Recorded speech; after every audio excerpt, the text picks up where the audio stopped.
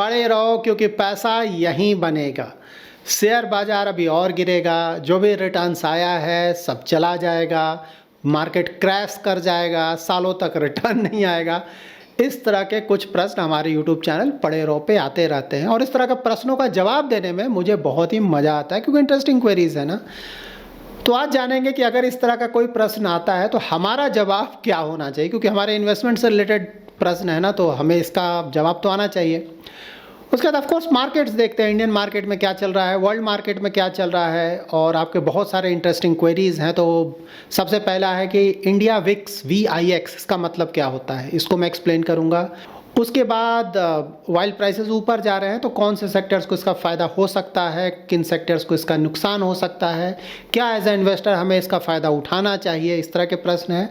और एक और बहुत इंटरेस्टिंग प्रश्न है कि भाई US मार्केट के इंडेक्स फंड में इन्वेस्टमेंट है, वहाँ का रिटर्न थोड़ा ज़्यादा दिख रहा है, प्लस इंडिया में जो गिरावट था उस तरह का नहीं देखने को मिल रहा है, जबकि इंडियन मार्केट्स के इंडेक्स फंड में उस तरह का रिटर्न देखने को नहीं मिल रहा। तो ये डिफरेंस क्यों है, तो ये सभी कुछ डिटेल में कवर करूंगा। सबसे पहले एज ऑलवेज मार्केट अपडेट देख लेते हैं कि इंडियन मार्केट में क्या चल रहा है और वर्ल्ड मार्केट में क्या चल रहा है, क्रूड ऑयल का प्राइस कहाँ है। उसके बाद जो भी मैंने टॉपिक्स बोला है उसको डिटेल में कवर करूंगा। इंडियन मार्केट के तो हालात काफ़ी अच्छे हैं, फॉर्चुनेटली सब कुछ अच्छा चल रहा है, आज भी बहुत अच्छा परफॉर्मेंस है। तो यहाँ पे देखिए large cap, mid cap, small cap का परफॉर्मेंस आप चेक कर सकते हैं, और सेक्टर थीम भी देखेंगे ना तो बहुत अच्छा performance, FMCG, bank, consumption, defence, auto का ही परफॉर्मेंस ठीक है। तो मोस्टली आज बोला जा सकता है कि इंडियन स्टॉक मार्केट का परफॉर्मेंस अच्छा रहा है। वर्ल्ड मार्केट्स देख लेते हैं तो US मार्केट का तो कोई खास परफॉर्मेंस नहीं था, या तो डाउन या फ्लैट बोलेंगे इसको, जबकि यूरोपियन मार्केट्स देखेंगे तो यहाँ परफॉर्मेंस या तो फ्लैट है या थोड़ा ऊपर है, निगेटिविटी तो फिलहाल नहीं दिख रहा है। और एशियन मार्केट्स मोस्टली यहाँ भी परफॉर्मेंस आपको ठीक लगे, या तो फ्लैट यहाँ भी बोल सकते हैं, या फिर परफॉर्मेंस लाइक जापान का मार्केट है, हांगकांग का मार्केट है, या फिर इंडियन मार्केट है, यहाँ तो परफॉर्मेंस आया है। ऑस्ट्रेलिया का मार्केट या फिर चाइना का मार्केट, वहाँ परफॉर्मेंस नहीं है। तो वर्ल्ड मार्केट्स में बोलेंगे मिक्स परफॉर्मेंस है, लेकिन हाँ इंडियन मार्केट्स में परफॉर्मेंस अच्छा है। और आजकल के मार्केट कंडीशन में सबसे इंपॉर्टेंट पैरामीटर हम क्या चेक करते हैं, वो है ब्रेंट क्रूड का प्राइस कितना है, $95 पर बैरल, इसी रेंज में ये चल रहा है, कल भी यही था, आज भी लगभग वही सेम चल रहा है। तो यहाँ कोई खास मेजर डिफरेंस देखने को नहीं मिल रहा है, और मार्केट सभी कुछ पॉजिटिव ही ले रहा है, मार्केट को कुछ भी नेगेटिव नहीं दिख रहा है। यही है स्टॉक मार्केट।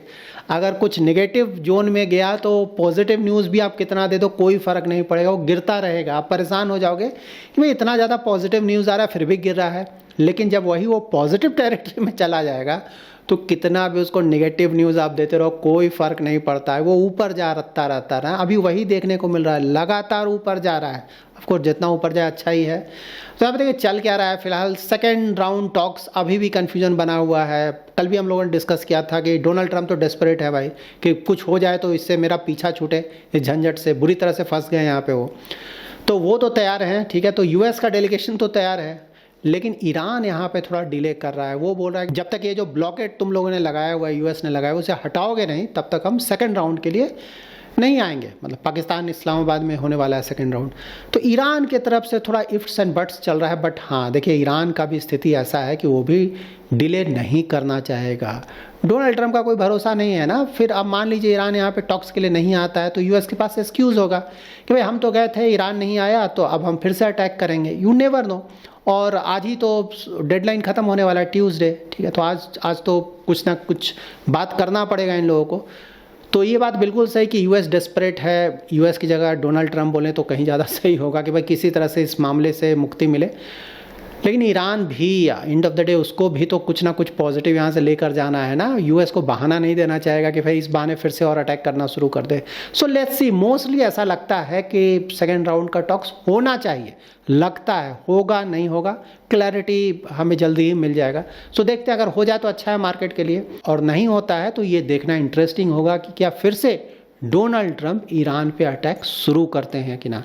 बट हाँ फिलहाल अभी तक जो कुछ चल रहा है वो मार्केट उसको पॉजिटिवली ही ले रहा है, कहीं कोई नेगेटिविटी नहीं। अगर नेगेटिविटी मार्केट में लगता तो बिल्कुल गिर जाता। कल ही मैंने आपको एक्सप्लेन किया ना कि मार्केट डिस्काउंट कर लेता है, फ्यूचर देखता है। मार्केट को भी यही लग रहा है कि भाई यहाँ से ज़्यादा क्रूड जो 105, 110, 115 गया था, वहाँ से ज़्यादा शायद नहीं जाए शायद, क्योंकि फ्यूचर किसी ने नहीं देखा एग्जैक्टली, कोई नहीं बता सकता है। तो मार्केट को फिलहाल यही लग रहा है। अब यहाँ से कोई बहुत बड़ा एस्केलेशन हो जाए, यूएस जैसे लैंड से अटैक कर दे या फिर कोई मेजर अटैक कर दे, उस तरह का कुछ हुआ, क्रूड ऑयल प्राइस ना 120 130 इस रेंज में जाने लगा, तब बात अलग है, तब तो सही बात है, फिर से मार्केट और गिर जाएगा, इसमें कहीं कोई डाउट नहीं। लेकिन थोड़ा बहुत ऐसे ही अप डाउन चलेगा तो मार्केट को ज़्यादा फर्क नहीं पड़ेगा। हाँ, ये बिल्कुल सही बात है कि मार्केट है ना भाई, अप डाउन तो करेगा, ऐसा नहीं कि डेली बेसिस पे ऊपर ही जाएगा। अब इतना ऊपर गया तो हो सकता है आने वाले कुछ दिनों में थोड़ा बहुत गिरावट हो सकता है। तो इसको कोई बहुत ज़्यादा सीरियसली लेने की ज़रूरत नहीं है ना। शेयर बाजार अभी और गिरेगा, तो मान लीजिए अगर गिरता है तो अच्छा है ना, बाइंग अपॉर्चुनिटी है भाई। अगर आपने इन्वेस्ट कर दिया है तो आपने 10 ईयर्स 5 ईयर्स के लिए इन्वेस्ट किया है, मार्केट वहाँ तो रहेगा नहीं, 5-10 ईयर्स के बाद ऑफकोर्स ऊपर जाएगा, आपके रिटर्न बनकर आएंगे। और मान लीजिए नियर फ्यूचर में गिर रहा है मार्केट, तो अच्छी बात है ना, बाइंग अपॉर्चुनिटी है। जो भी थोड़ा बहुत पैसा हमने रखा है लॉन्ग टर्म का पैसा, वो मैं इन्वेस्ट करूंगा, ठीक है। जब भी कोई इस तरह का बोले ना तो उसको बोलिए कि भाई मैंने 5-10 ईयर्स के लिए इन्वेस्ट किया है, मैंने कल परसों मुझे पैसा नहीं निकालना। अगर हाँ कल परसों पैसा निकालना रहता और मार्केट गिर जाता तो सही बात है, थोड़ा निगेटिव तो है वहाँ पे, लेकिन अब वहाँ 5-10 साल के बाद, तो अगर वो बंदा बोलता नहीं 5-10 साल के बाद भी पूरा डूबा ही रहेगा, तो बोले ठीक है भाई, मुझे लगता है कि नहीं डूबेगा, बात खत्म हो गया ना। मतलब देखिए थॉट प्रोसेस है, बिल्कुल सही बात है ना। 5 साल 10 साल 20 साल के बाद किसको पता है क्या होगा, लेट्स बी प्रैक्टिकल, ठीक है। ये आपके थॉट प्रोसेस पे है। अब जैसे मेरा थॉट प्रोसेस मैं बताता हूँ, मुझे लगता है कि भाई हमारा देश अच्छा कर रहा है, आने वाले सालों में अच्छा करता रहेगा, इकोनॉमी अच्छा करेगा, कंपनीज का परफॉर्मेंस अच्छा रहेगा, तो स्टॉक मार्केट का ही परफॉर्मेंस अच्छा है। मेरा थॉट प्रोसेस है, ठीक है। और मेरा थॉट प्रोसेस लग रहा है कि नहीं मैं बहुत ज़्यादा पॉजिटिव हूँ, इसीलिए मैं जो लॉन्ग टर्म का पैसा है उसमें ज़्यादातर पैसा मैं इन्वेस्ट करता हूँ मार्केट में। अब किसी को कन्विक्शन कम है थोड़ा, तो वो थोड़ा कम इन्वेस्ट करेगा, किसी को बिल्कुल कन्विक्शन नहीं तो ना इन्वेस्ट करे। मतलब कोई ज़बरदस्ती नहीं, मैंने बार बार बताया ना भाई, अगर आपको लगता है कि रिटर्न नहीं आएगा, सब कुछ डूब जाएगा, गिर जाएगा, मत कीजिए ना। एफडी है, गवर्नमेंट के बहुत सारे स्कीम्स हैं, बॉन्ड्स है, बहुत सारे इन्वेस्टमेंट एवेन्यूज़ है। इक्विटी में कोई इन्वेस्ट करने की ज़बरदस्ती तो कोई नहीं कर रहा है आपको ना, दूसरी जगह इन्वेस्ट करें। तो इस तरह का थॉट प्रोसेस आपका होना चाहिए। देखिए लॉन्ग टर्म का अगर पैसा है, बहुत ज़्यादा रिस्क ले सकते हैं, तो बिल्कुल यहाँ पे अभी तक का जो ट्रैक रिकॉर्ड है और इंडियन इकोनॉमी का जिस तरह का परफॉर्मेंस चल रहा है, उसे देख कर लगता है कि रिटर्न आना चाहिए। अगेन किसी चीज़ की कोई गारंटी नहीं होती इक्विटी मार्केट में, इस बात को आप हमेशा ध्यान में रखें। सुना आपके कुछ प्रश्न हैं, उसके जवाब दे देता हूँ। इंटरेस्टिंग है, लाइक इंडिया विक्स VIX, इसका मतलब क्या होता है? तो देखिए इसका फुल फॉर्म होता है इंडिया वोलेटिलिटी इंडेक्स, इसे हम बोलते हैं फियर गेज। तो इंडिया विक्स से हमें पता चलता है कि मार्केट में किस तरह का फियर है, डर का माहौल है कि नहीं, ठीक है। और साथ ही एक्सपेक्टेड वोलेटिलिटी, कि आने वाले दिनों में मार्केट कितना ऊपर नीचे करेगा, तेजी से ऊपर नीचे करेगा या फिर इसी तरह से रहेगा। अब जैसे विक्स मान लीजिए 10-12 के रेंज में है, तो वो हो गया कि भाई फियर गेज जो है बहुत कम है, मतलब मार्केट में ज़्यादा वोलेटिलिटी नहीं रहेगा, मार्केट थोड़ा स्टेबल रहेगा, ठीक है। यहाँ पे ऐसा देखिए, लेकिन वही जब ये बढ़ जाता है ना, 20+ चला जाता है, 25-30, 25+ तो अभी चला ही गया था, उस रेंज में अगर जाने लगता है तो मतलब कि फियर बहुत ज़्यादा है, वहाँ मार्केट बहुत ज़्यादा वोलेटाइल होगा, ठीक है। हो सकता है कि वहाँ से और भी ज़्यादा गिर जाए, क्योंकि लोग बहुत डरे हुए हैं, बहुत ज़्यादा गिर जाए, ठीक है। ये हमेशा ध्यान में रखें। लेकिन जब भी वो फियर गेज उस रेंज में जाता है 25-30 के रेंज में, जब फियर पीक पे होता है, तो वहाँ पे कॉमन सेंस यही है, पास्ट में जो भी हमने सीखा है कि भाई वो लॉन्ग टर्म इन्वेस्टमेंट के लिए बेस्ट अपॉर्चुनिटी प्रोवाइड करता है। अभी देखिए ना, रिसेंट टाइम्स में आपने देखा हमारा 25+ चला गया था इंडिया विक्स, अभी कितना है, 18 के पास आ गया है, ठीक है। रिटर्न आया आपका ना, स्टेबिलिटी आया, तो अभी भी 18 का मतलब ये है कि भाई आप एक्सपेक्ट कर सकते हैं कि मार्केट में वोलेटिलिटी अभी भी रहेगा, लेकिन पहले के मुकाबले थोड़ा स्टेबिलिटी तो मिला है। लेकिन हमेशा ध्यान में रखें कि इन चीज़ों को बहुत ज़्यादा सीरियसली नहीं लेना है अगर आप लॉन्ग टर्म इन्वेस्टर हैं, ठीक है। वहाँ पे ये चीज़ें मैटर नहीं कर रही। ये जो है ना शॉर्ट टर्म इंडिकेटर है कुछ दिनों का, कि भाई कुछ दिनों में वोलेटिलिटी मार्केट कैसा हो सकता है, ठीक है। एक रफ आइडिया देता है, ऐसा नहीं कि एग्जैक्टली आपको कुछ पता चल जाएगा। तो of course as a indicator आप देख सकते हैं, लेकिन बहुत ज़्यादा सीरियसली लेकर अपना इन्वेस्टमेंट डिसीजन इसके बेसिस पे लें, ये लॉन्ग टर्म इन्वेस्टर्स के लिए सही नहीं है। उसके बाद कौन से सेक्टर्स हैं जो कि क्रूड ऑयल प्राइस बढ़ने से जिन्हें फ़ायदा होगा या फिर किन्हें नुकसान हो सकता है? तो देखिए फ़ायदा तो बहुत सिंपल है ना, जो वाइल एक्सप्लोरेशन वाली कंपनीज है, प्रोडक्शन वाली, ठीक है, उनको फ़ायदा होगा ना। क्रूड ऑयल का प्राइस ऊपर जा रहा है, वो अपना तेल महंगा बेचेंगे तो उनको फ़ायदा होगा। इंडिया में भी कुछ कंपनीज हैं जो कि ये काम करते हैं, उनको फ़ायदा होगा। या फिर जो रिफाइनिंग वाले बिजनेस हैं, जो रिफाइन करते हैं, क्योंकि उनका रिफाइनिंग मार्जिन इससे बढ़ जाता है, खासकर वैसी कंपनी जो कि एक्सपोर्ट भी करती हैं, ठीक है, रिफाइन करके, उनको इसका फ़ायदा मिलेगा, ठीक है। लेकिन हाँ, नुकसान इसका बहुत ज़्यादा है, ठीक है ना, नुकसान, क्योंकि इंडियन इकोनॉमी आपको पता है ना, ऑलमोस्ट 80-85% हम इम्पोर्ट करते हैं, तो फ़ायदा बहुत ज़्यादा नहीं है। बस इक्का दुक्का कुछ सेक्टर्स को फ़ायदा होगा, ज़्यादातर नुकसान ही है। नुकसान कहाँ कहाँ है, अगर सेक्टर वाइज अगर आप देखेंगे, एविएशन सेक्टर ना, उनका जो ATF फ्यूल है ना, एविएशन टरबाइन फ्यूल, उसका प्राइस बहुत तेज़ी से ऊपर चला जाएगा। एविएशन में 30-40% कॉस्ट फ्यूल का ही आता है, तो हाँ, उनका प्रॉफिट बुरी तरह से हिट होगा। Paints, raw material, crude derivative use करते हैं, मार्जिन सिंक करेगा, तो पेंट कंपनीज के लिए पॉजिटिव नहीं है। FMCG अगेन रॉ मटेरियल है, पैकेजिंग है, लॉजिस्टिक कॉस्ट है, सब बढ़ जाएगा और वो पास ऑन कर नहीं पाते हैं कस्टमर्स को आसानी से, तो उनको भी इसका प्रॉब्लम हो सकता है। Tyre companies, input cost again बढ़ जाएगा। सिंथेटिक रबर जो होता है वो क्रूड बेस्ड होता है, उनको भी प्रॉब्लम है। लॉजिस्टिक ट्रांसपोर्ट कंपनीज हैं, फ्यूल कॉस्ट बढ़ेगा तो मार्जिन हिट होगा। सीमेंट है, बहुत सारी कंपनीज हैं, ठीक है, जिसको इसका प्रॉब्लम होगा। और इंडियन इकोनॉमी देखें तो ऑफकोर्स हम बहुत ज़्यादा इंपोर्ट करते हैं, तो हमारा रुपी वीक होगा, इन्फ्लेशन बढ़ेगा तो इंटरेस्ट रेट बढ़ने का रिस्क हो जाएगा और स्टॉक मार्केट पे उसका प्रेशर आ जाएगा।